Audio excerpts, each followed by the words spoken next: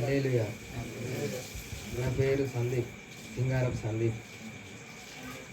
నాకు పరిశుద్ధాత్మ వస్తుందో రాదో అని అనుకున్నాను నా మనసులో. ఫస్ట్ అప్పుడు అక్కలు ప్రార్థన చేస్తా అంటే కింద పడిపోయినా.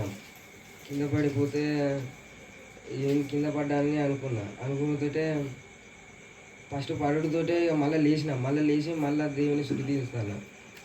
అంటే ఫస్ట్ పరిశుద్ధాత్మ మా బాబాయ్కి వచ్చింది.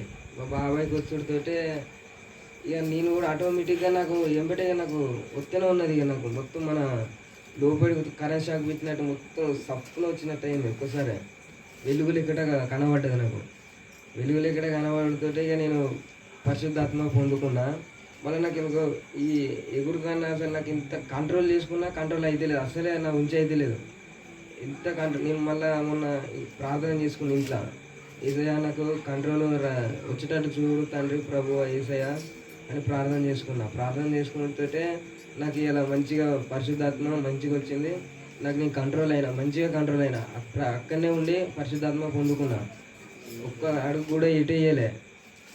నాకు ఇంకా భాషలు రావాలి అని నేను ప్రార్థన చేసుకుంటాను. చిన్న సాక్ష్యం ముగించుకుంటాను.